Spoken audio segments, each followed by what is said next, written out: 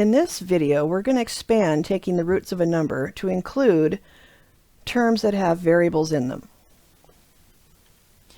We know how to evaluate the square root of 9, for example, the answer being 3, because 3 times 3 is equal to 9, and that's what the square root is. What number times itself equals the value under the radican.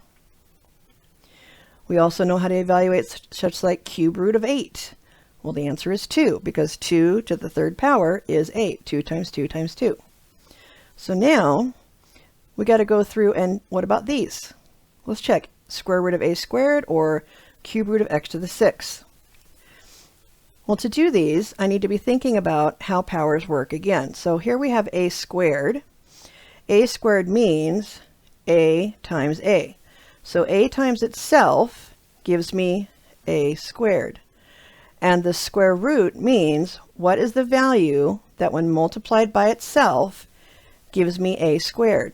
So that means that the square root of a squared, which I could look at as the square root of a times a multiplied by itself gives me a squared. So the square root of a squared is a. Now let's take a look at cube root. So again, x to the 6th, well, we can break that down into x times x times x times x times x times x, but that also could be, if I put them in groups of 2 here, I have 3 groups. I have x squared times x squared times x squared. And remember, when you're multiplying same bases, you add the exponents. So this is how it becomes x to the 6th. Well, the cube root of x to the 6th is saying what times itself 3 times is going to get me x to the 6th. Well, x squared times x squared times x squared, that's multiplying by itself 3 times, gives me x to the 6th. So I can see that, oh, x squared is the cube root of x to the 6th. And you'll notice that basically I just divided this 6 by 3 to get 2. Let's take a look at a couple more. So, square root of 16x to the 4th y squared. We just need to break it down into pieces. So first I'm going to find the square root of 16. Then I'm going to multiply that by the square root of x to the 4th and multiply that by the square root of y squared. So let's see what we get.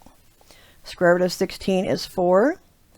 What number times itself is x to the 4th? Well, that's going to be x squared.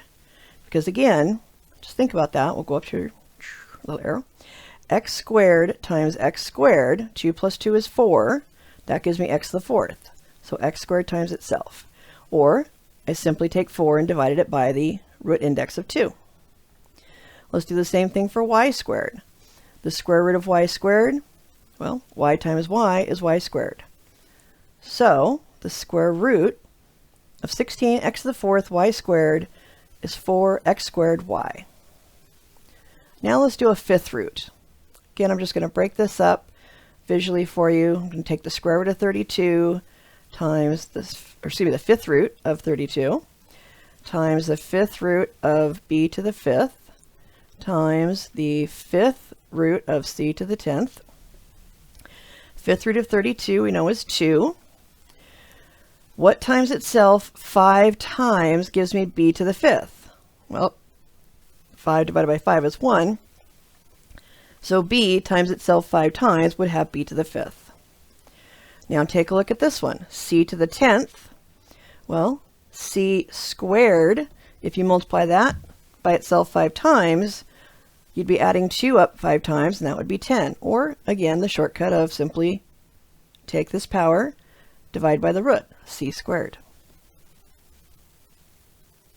And that is the answer to the 5th root of 32, b to the 5th, c to the 10th, is 2bc squared.